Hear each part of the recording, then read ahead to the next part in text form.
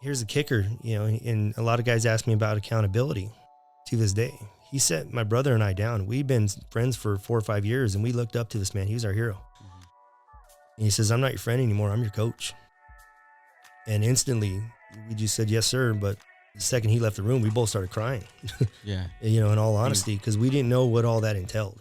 You know, we didn't know if he turned his back on us, but what he was getting at is that I have to keep you equally accountable for all of your actions, just as I would as if you were a perfect stranger. You and I both share that passion in leadership. We've had our conversations, you know, and I think it's what you're saying there. And we've talked about, you know, decentralized command, you know, leading up and down the chain is huge, is critical, you know, from the foreman down to the crew, heck, even from supervision or management down through the ranks, but it works both ways, right? You got to trust each other's position so that we can be successful as an organization. If I'm not doing things that help complement and help lift some of the burden off my foreman, then I'm not a good journeyman. Yeah. Because he's got all these added responsibilities and all these added considerations. I just need to think about how to get the pole in the ground and make sure that everything's done properly and safely. Okay, that's pretty basic. Yeah.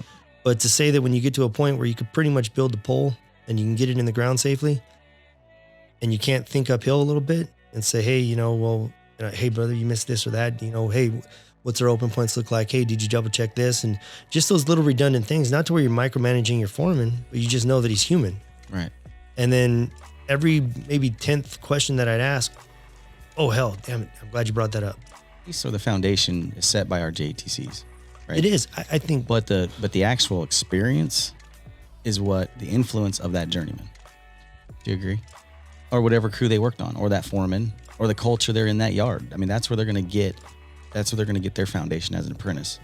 Plenty of room for improvement. And improve that culture. And I always tell our guys that, you know, hey, dude, we do fancy, cool stuff, man. We do some dangerous stuff, and it definitely strokes our ego. There's no doubt about it, because what we do is not for everybody.